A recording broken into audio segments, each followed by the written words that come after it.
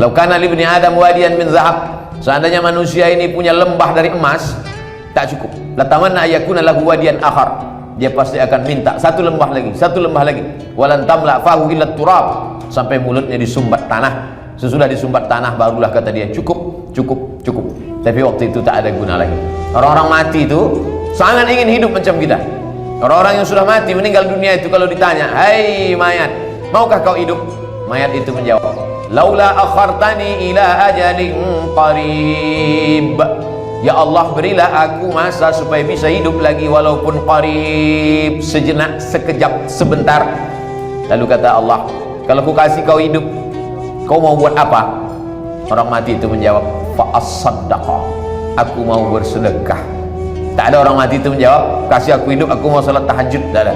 Kasih aku hidup, aku mau haji. Tak ada. Kasih aku hidup, fa as-saddaqa, aku mau bersedekah.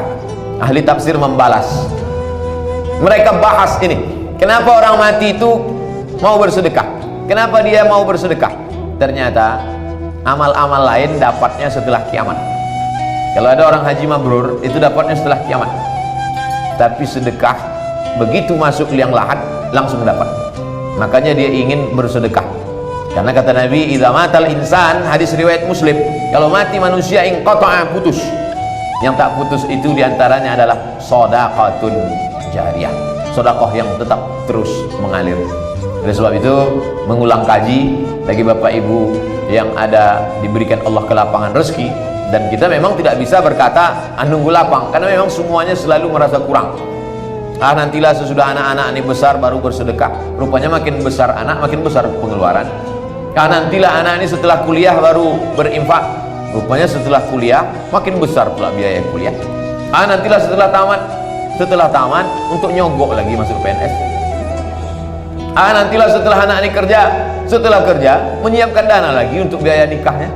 Nantilah setelah nikah makin banyak biaya, cucu minta juga. Jadi kalau dipeturutkan hidup ini sampai mati kita tak akan berbagi. Makanya begitu ada yang pikir-pikir lagi, berikan. Wa ma tunfiqu min khairin fahuwa yukhlifuh. Apapun yang kau berikan akan diganti Allah Subhanahu wa taala. Bagaimana dengan orang yang pelit, bakhil, kedekut, medit, dia genggam, dia tahan, tak mau dia bagikan. Wa man kafara, siapa yang tak mau, fa innallaha ghaniyun, Allah Maha Kaya. Allah Maha Kaya. Allah tidak perlu harta kita itu. Sesungguhnya kita berwakaf. Ustaz berbolak-balik tadi kata ke Ustaz wakaf, ada juga Ustaz mengatakan infak, ada juga Ustaz mengatakan sedekah. Kalau wakaf barangnya tak habis, wakaf tanah, wakaf kelas, wakaf sumur bor, wakaf kosen, wakaf pintu. Kalau sedekah dia barang, sedekah air, sedekah duit. Kalau infak dia barang, infak air, infak kue, infak handphone, infak kamera, infak TV. Habis itu hilang, hancur. Kalau sedekah, itulah maha adilnya Allah. Kalau kau punya duit banyak, wakaf. Tak bisa wakaf, infak. Tak bisa infak, baru sedekah, senyum. Tapi sekarang tak bisa, pakai masker. Tabassumika fi wajhi akhika shadaqah, senyummu ke wajah saudaramu sedekah. Dulu kita senyum dibalas orang senyum, sekarang kita senyum dia takut covid.